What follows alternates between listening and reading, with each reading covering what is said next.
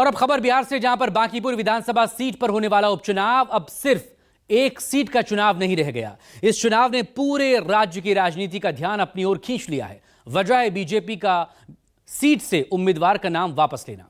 BJP ने पहले अभिषेक बंटी का नॉमिनेशन करवाया, लेकिन अगले ही दिन उनका नाम वापस हो गया। आखिर इस फैसले के पीछे पार्टी की रणनीति क्या है, इस रिपोर्ट में देखिए।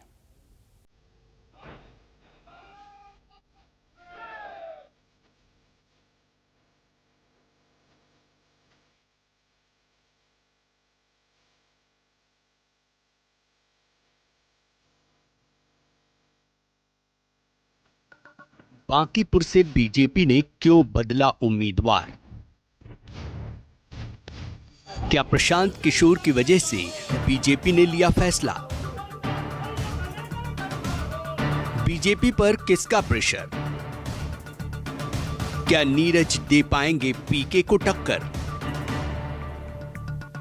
ये ऐसे सवाल हैं जो बांकीपुर विधानसभा उपचुनाव में बीजेपी उम्मीदवार अभिषेक बंटी के नामांकन वापस लेने के बाद उठने लगे हैं।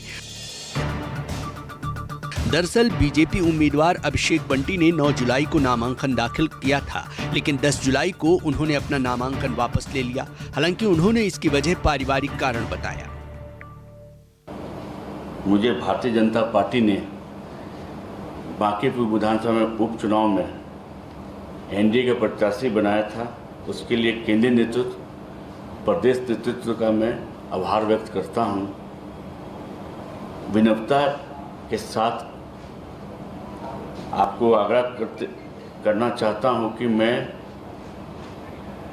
पारिवारिक कारण से विधानसभा उपचुनाव लड़ने में असमर्थ हूं।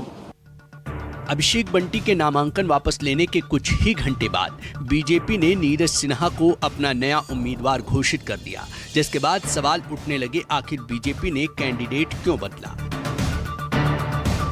दरअसल इस सीट से बीजेपी अध्यक्ष नितिन नवीन विधायक थे।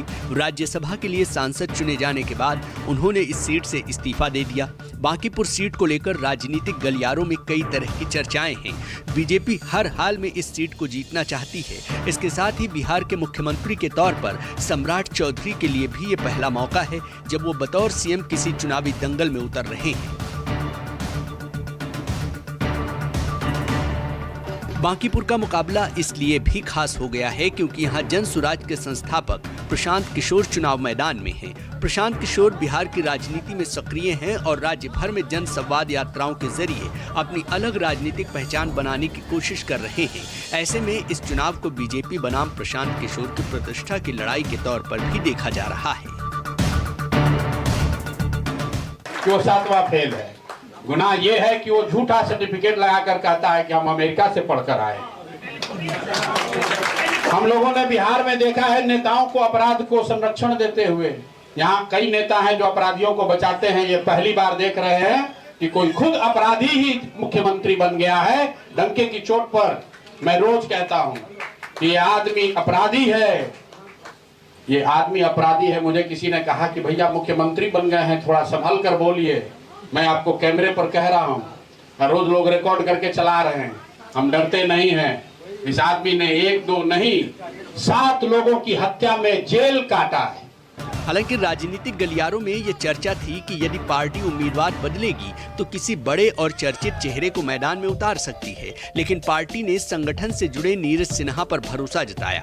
बीजेपी का संदेश साफ माना जा रहा है कि चुनाव केवल चेहरे के भरोसे नहीं बल्कि संगठन की ताकत और कार्यकर्ताओं के दम पर लड़ा जाएगा। वहीं विपक्ष इस फैसले को बीजेपी की रणनीतिक कमजोरी बताने की कोशिश कर रहा है। हालांकि बांकीपुर का चुनाव बिहार की राजनीति की दिशा तय नहीं करेगा, लेकिन ये जरूर बताएगा कि बदलते राजनीतिक माहौल में संगठन मजबूत पड़ता है या चेहरा। बीजेपी के नए उम्मीदवार और प्रशांत किशोर के बीच ये मुकाबला आने वाले दिनों में और भी दिलचस्प होने वाला है। Bureau report, news 24।